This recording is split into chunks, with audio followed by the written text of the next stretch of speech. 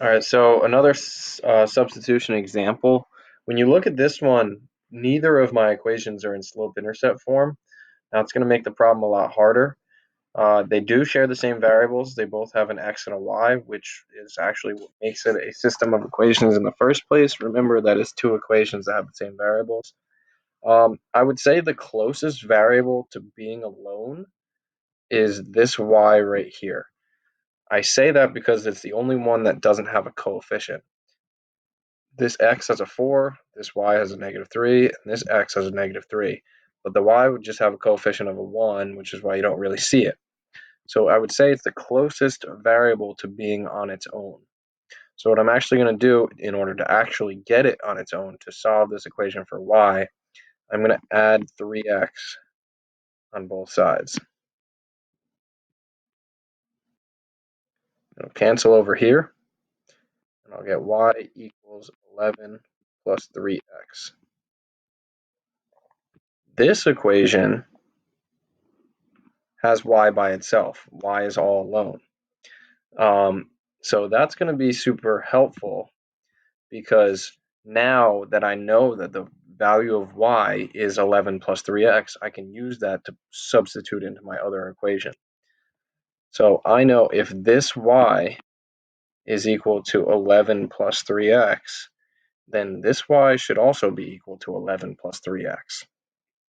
So I can take this 11 plus 3x and plug it in right there.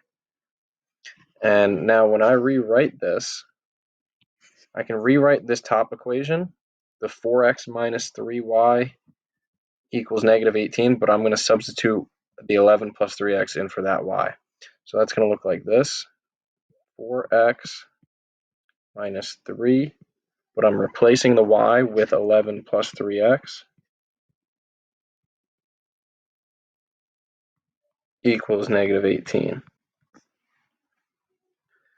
Now, in this equation, in green, I only have x's.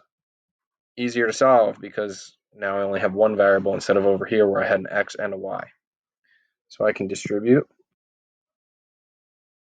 I get 4x minus 33 minus 9x equals -18. You should see that you have a 4x and a -9x, so that's going to come together to be -5x minus 33 equals -18. From here, you're going to want to add 33 on both sides. It'll cancel over here. And -18 plus 33 is like 33 minus 18. You're going to get 15. So you get -5x equals 15. Divide both sides by -5. And you should get that x is -3. So I know the x value of my answer. My answer is an ordered pair, and I know it'll be -3 something. But I know the x value is -3, so I can go back into one of these original equations. If you look at my original equations, I have the 4x minus 3y equals -18. I have the -3x plus y equals 11.